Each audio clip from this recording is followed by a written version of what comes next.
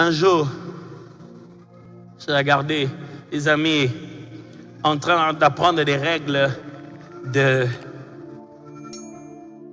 ce sport-là qui est vraiment incroyable. C'est très beau à voir comme sport, mais pas bien à jouer. Pour nous surtout. J'allais appeler ça catchball, mais... Rugby. Rugby. Rien que le mot te fait peur. Rugby.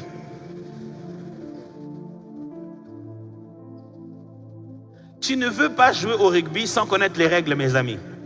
Parce que la règle principale, c'est que celui qui a le ballon, tout le monde l'attaque. On a envie de le tuer.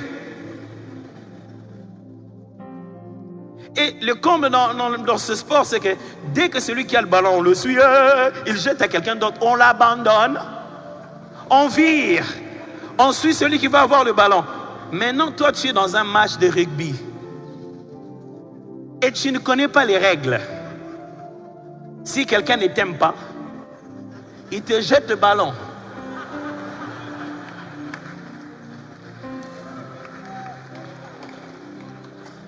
D'autres personnes, quand ils ont le ballon,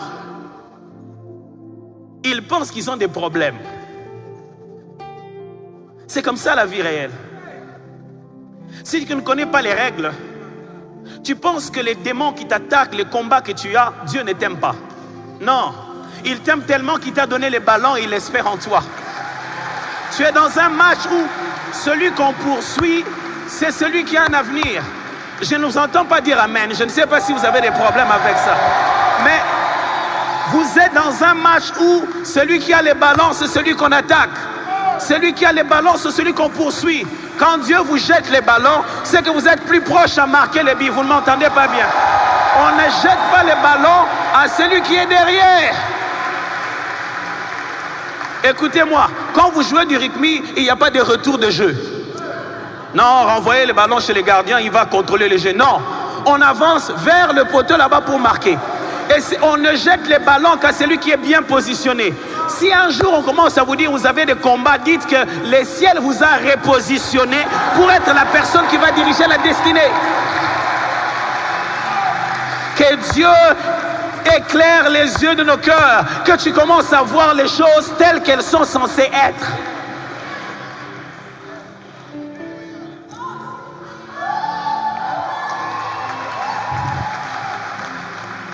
Quand on parle des yeux de nos cœurs, c'est l'état de conscience des réalités et des vérités qui entrent en compte dans la foi chrétienne. L'état de conscience. Juste ici, c'est un petit problème. Juste en passant, je ne vais pas aller loin dans ça.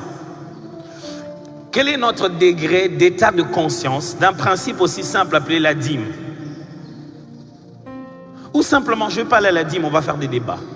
Simple. L'état de conscience de ce principe simple appelé offrande.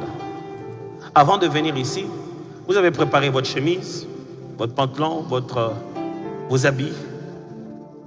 Vous avez fait des maquillages.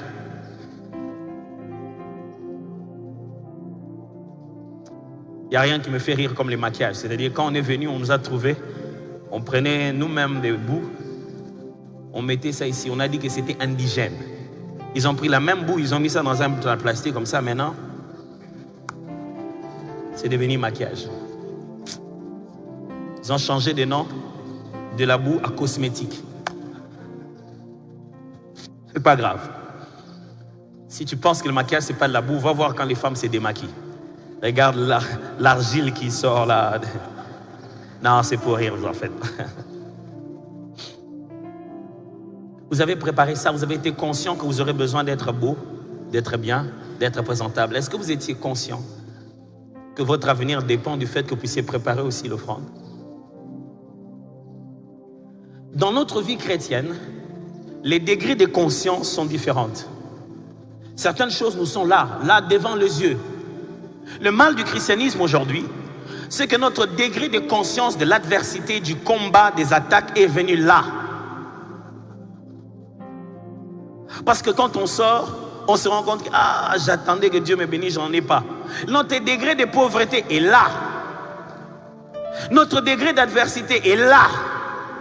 Et notre degré de conscience de la présence de Dieu est quelque part là derrière.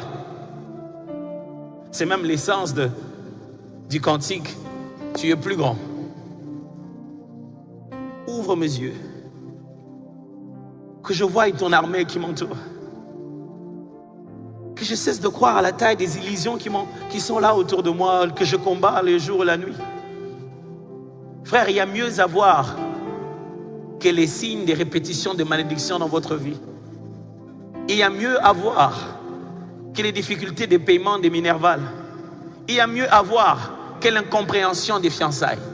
Il y a mieux à voir que l'âge à laquelle les gens meurent dans votre famille. Il y a mieux à voir que des problèmes de stérilité. Il y a mieux à voir que tout le monde chez vous a étudié mais n'a pas de boulot. Il y a mieux à voir. Il y a à voir que nous avons été bénis de toutes sortes de bénédictions célestes dans le livre. Oh, je ne sais pas si vous comprenez ça. Si vous savez ce que vous avez dans le ciel, c'est cela que vous allez amener sur la terre. Regardez les degrés de conscience de cet homme appelé Jésus-Christ de Nazareth. Il est devant un roi, il est devant une personne élevée qui a le pouvoir sur sa vie. On lui dit, mais parle. Jésus lui dit, toi tu n'as sur moi aucun pouvoir. Tu ne vois pas les militaires qui t'ont attrapé. Ce sont eux qui t'ont attrapé. Ils t'ont même tapé. Papa, toi et eux. Il ne parle pas comme ça, il est propre. On l'a déjà cogné un peu. Malgré qu'il a les signes qu'on l'a cogné, il leur dit, voici ma conscience. Vous tous, vous n'avez absolument aucun pouvoir sur moi si cela ne nous a pas été donné au ciel. On dit, ah, toi je m'en suis n'importe quoi. Il a dit, en plus tel que je suis là, si j'ai demandé,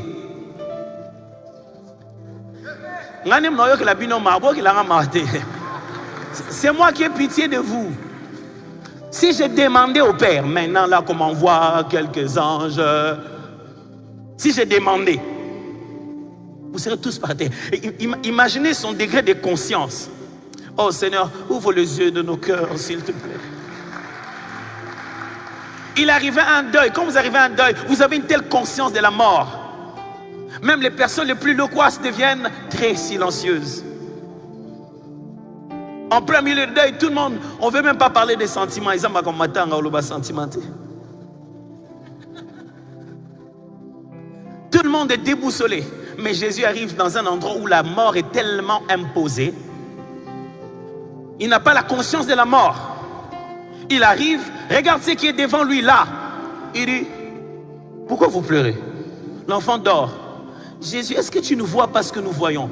Non, c'est vous qui n'avez pas la lumière avec laquelle je vois. Écoutez quelque chose de très intéressant. Voici ce que les physiciens disent. Les physiciens disent que vous croyez que je suis habillé en bleu. Ils disent que non. Il est possible que je ne sois pas habillé en bleu. Cette couleur est bleue à cause de la forme de la lumière qui est jetée sur elle. Si la source lumineuse était teintée de vert, ça aurait affecté la qualité de cette couleur.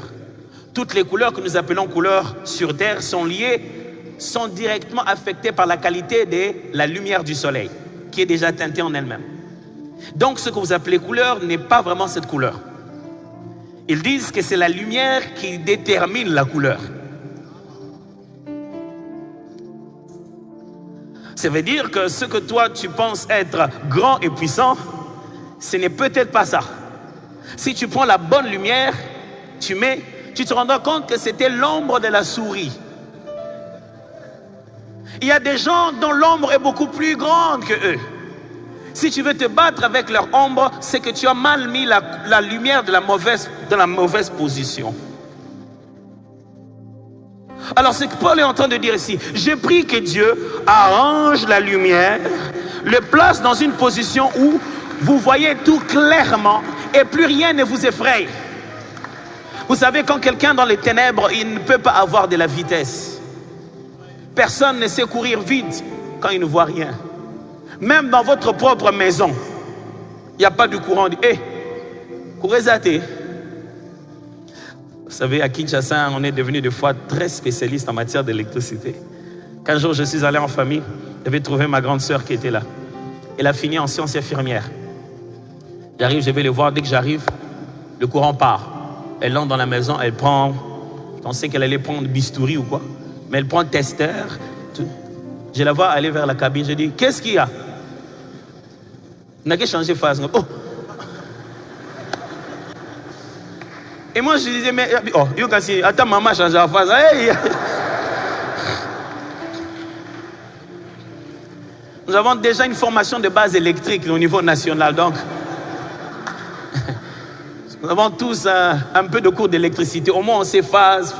Si vraiment il y avait des films où il y a des problèmes de couper, si la bombe va exploser, ça ne va pas exploser en RDC. On connaît les fils.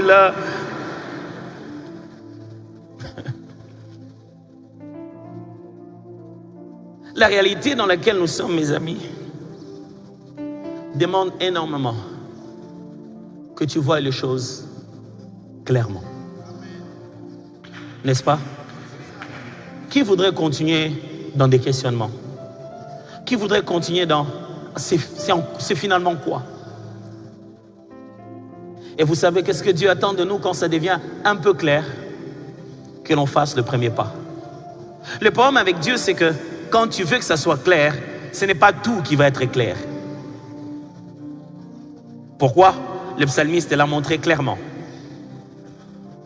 Il est la lumière sur mon sentier. C'est-à-dire, c'est son éclairage qui éclaire mon parcours. Mais la façon de l'utiliser à tout le jour, c'est qu'il est une lampe à mes pieds. C'est-à-dire, sa capacité de rayonnement la plus claire va de là où je suis vers la prochaine étape. Quand Dieu nous ouvre les yeux, il ne nous dit pas tout de tout le monde. L'essentiel, ce qu'il nous dit, d'ici à là, dans quelle direction il faut aller. Ma prière pour vous aujourd'hui, c'est que le Seigneur rende clair la décision que vous devez prendre et la prochaine étape que vous devez faire.